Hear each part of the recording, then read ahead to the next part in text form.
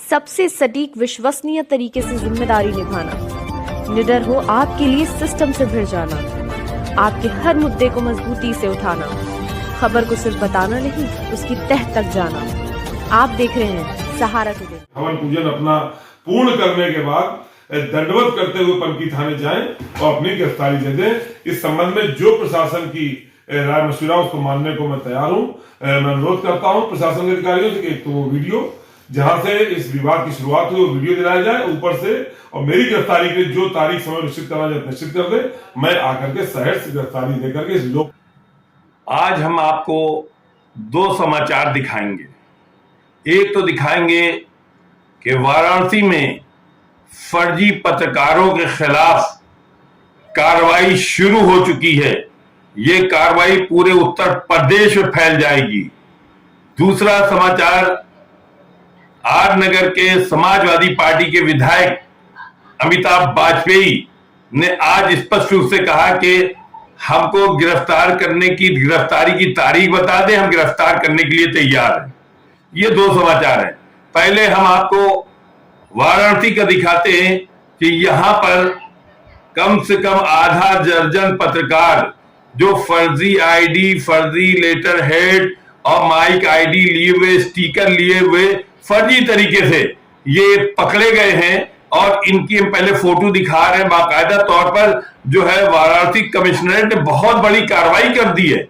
आप इनकी फोटो देखिए, इनको देखिए, धीरे धीरे से ये उगाही करते थे और आजकल जो है वो बिल्डिंग का फोटो खींचने की बहुत बड़ा प्रचलन चल पड़ा है। जिसको देखो कहीं निर्माणाधीन बिल्डिंग है उसकी फोटो खींच के ट्वीट कर दिया, भेज दिया, पैसे ऐंठ लिए।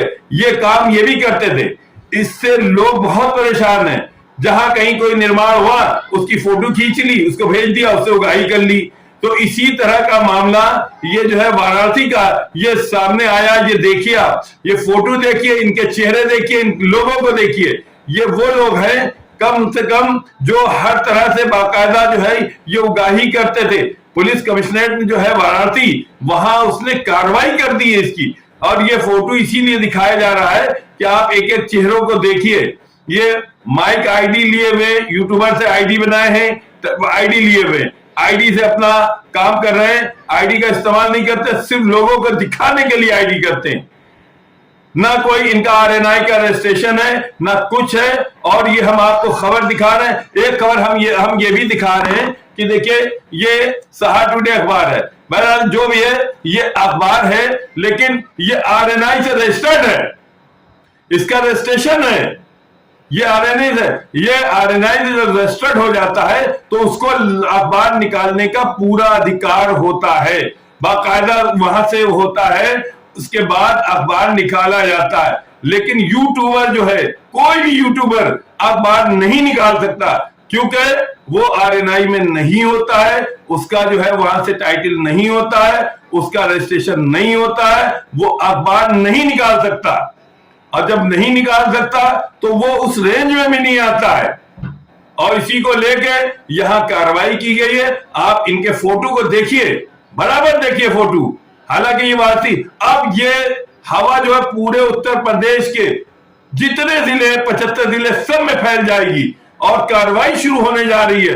हो सकता है कि कानपुर शहर में भी, क्योंकि कानपुर शहर में ये आतंक बहुत है, फर्जी तरीके से लोगों को परेशान करना। बिल्डिंग जो बन रही हो, जहां भी मकान बन रहे हो, वहां की फोटो खींच लेना, ट्वीट कर देना। वहां से संबंधित जो विभाग होता है, जैसे कहीं यहाँ कानपुर में केडीए है, वाराणसी में उनका भी अलग होगा, वीडीए है या जो भी है, एमबीए है, जो भी जिसके हैं, वहां पर वो ट्वीट करके भेज देते हैं। फिर लोगों को, जो बिल्डर होता है, उसको परेशान करते हैं, उससे आईडी लेते हैं। इसी तरह के जो मामले हैं अब ये रंग पकड़ने लगे। ये काफी दिन से हवा चल रही थी ये, लेकिन अब ये धरातल पे आ गई है। बाकायदा इसके आदेश कर दिए गए हैं। अब कब से कहां, कौन जिले में कार्रवाई, लेकिन इस मामले में वाराणसी ने पहला स्थान प्राप्त कर लिया है और यहां पर बहुत कार्रवाई हो गई है। दूसरा समाचार हम आपको बता रहे हैं, जो समाजवादी पार्टी के आर नगर के विधायक हैं, बहुत तेज तर्रार विधायक हैं अमिताभ वाजपेयी, जिनको यह है कि वो तूफानों से टकराने के लिए तैयार रहते हैं। तूफान कोई हो टकराने के लिए तैयार हैं। इनके टकराने में कोई कमी नहीं होती है, हर वक्त तैयार रहते हैं। उन्होंने कहा है ये जो मसवानपुर ईदगाह की घटना हुई है, वो घटना को उन्होंने करते हुए कहा कि पुलिस कमिश्नरेट हमको गिरफ्तारी की, क्योंकि हमारे पर मुकदमा लिख दिया गया है, हम वो मुकदमे की वो भी दिखाएंगे, पुलिस कमिश्नरेट कानपुर का वो भी दिखाएंगे, और अमिताभ वाजपेयी का बयान दिखाएंगे, और पुलिस अधिकारी का बयान दिखाएंगे। लेकिन हम पहले अमिताभ का वो है, उन्होंने कहा है कि हम गिरफ्तारी देने के लिए तैयार हैं, हमें पर अगर मुकदमा लिखा गया है तो हम गिरफ्तारी देने के लिए तैयार हैं, हमें उसकी डेट बता दी जाए, किस दिन हमको गिरफ्तारी देनी है। हम गिरफ्तारी से पीछे नहीं है। उन्होंने भी कहा कि कलम भी आपकी, स्याही भी आपकी, लिखावट भी आपकी, कुछ भी लिख लो। उन्होंने पुलिस पर यह आरोप भी लगाया कि कुछ भी लिख लो, लेकिन पुलिस का यह कहना है कि इन्होंने कार में बाधा डाली है, सरकारी कार में बाधा डाली है, और उसके बाद कहने के बावजूद, दफा 44 के बावजूद वहां पर लोग इकट्ठा हुए, वहां पर उन्होंने जो है वो जो जिस तरह धरने पे बैठे उससे आधे घंटे तक सरकारी कार्य बाधा रहा, लोगों को परेशानी रही है। इसी परेशानी को लेके जो है यहाँ पर जो है कार्रवाई की गई है और उन पे मुकदमे लिखे गए हैं। अब उसमें जो कानपुर नगर के कांग्रेस के प्रत्याशी हैं आलोक मिश्रा, वो भी आ गए हैं, उन पे भी मुकदमा लिखा गया है। उसकी आप पूरी चीज देखिए और डिटेल देखिए।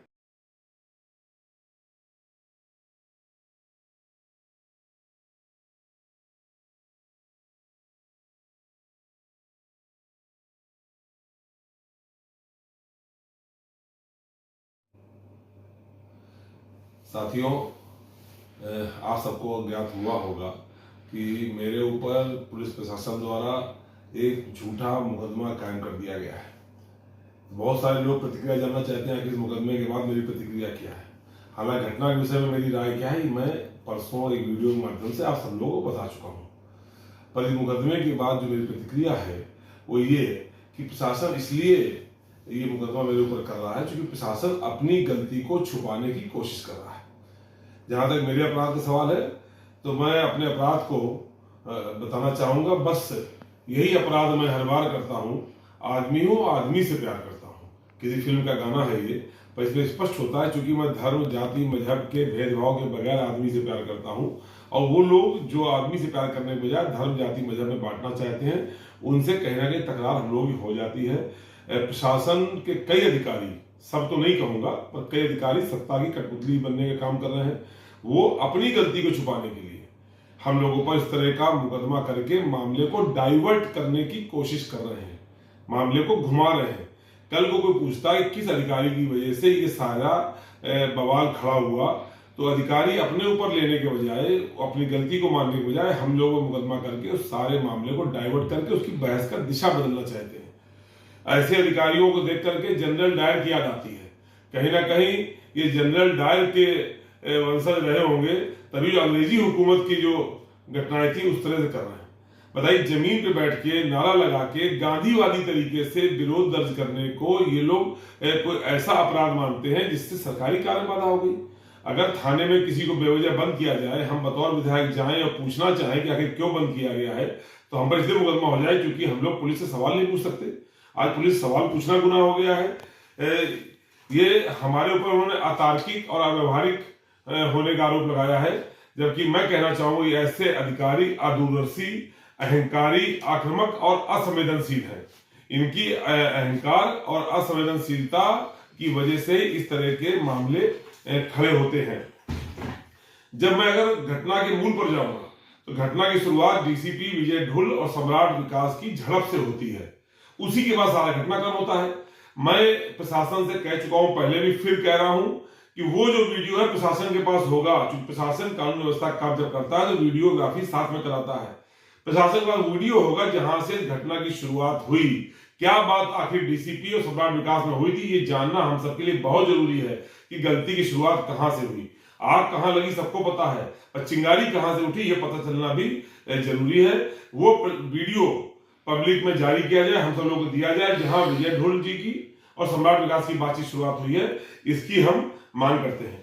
और वो अधिकारी जो सत्ता के प्रति अपनी वफादारी दिखाना चाहते हैं, क्योंकि वो कहीं ना कहीं ऐसे अधिकारियों से प्रेरित है जो पुलिस में रह करके वर्दी की आड़ में भारतीय जनता पार्टी काम करके टिकट पा गए, विधायक बन गए, मंत्री बन गए।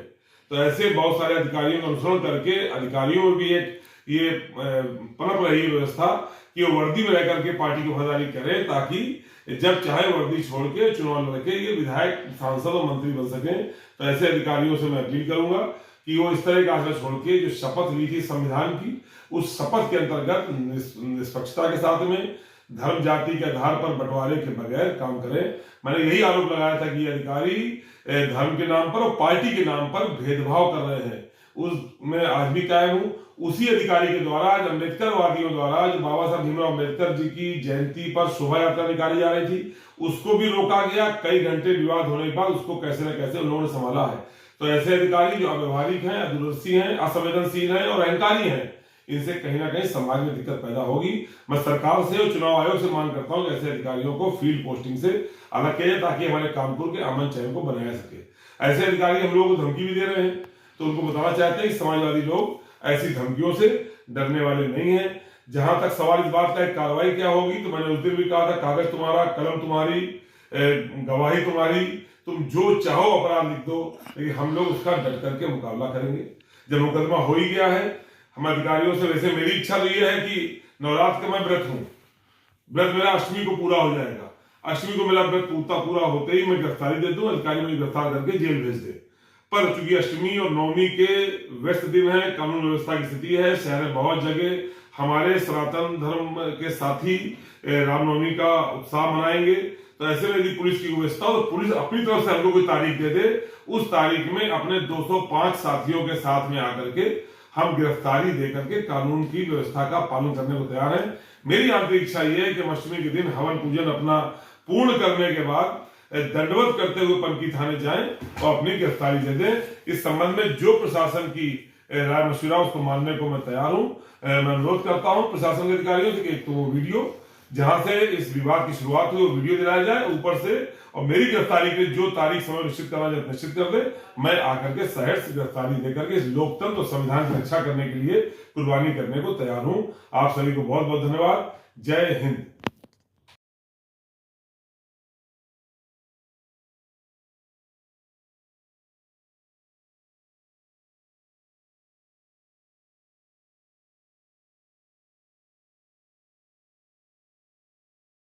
ग्यारह अप्रैल ईद के त्यौहार के दिन सम्राट विकास नाम के व्यक्ति द्वारा आदर्श आचार संहिता का उल्लंघन किया गया और ईदगाह पर ड्यूटी पर तैनात पुलिसकर्मियों के कार्यों में बाधा पहुंचाई, जिसके कारण सम्राट विकास को 151 CRPC के तहत गिरफ्तार किया गया था और उसके विरुद्ध सुसंगत धाराओं में अभियोग पंजीकृत किया गया था।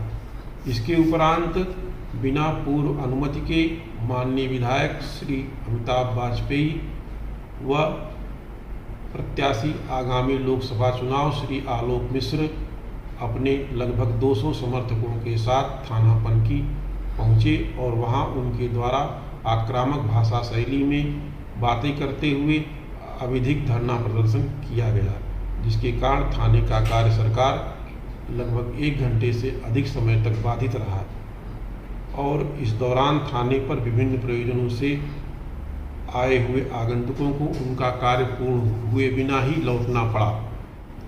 इसके अतिरिक्त इनके द्वारा अभद्र, विद्वेषपूर्ण और क्षोभजनक भाषा का भी प्रयोग किया गया। इस पूरे प्रकरण की जांच की गई, जिसमें थाने की CCTV फुटेज व मौके पर बनाई गई वीडियो का अवलोकन किया गया। जांचोपरांत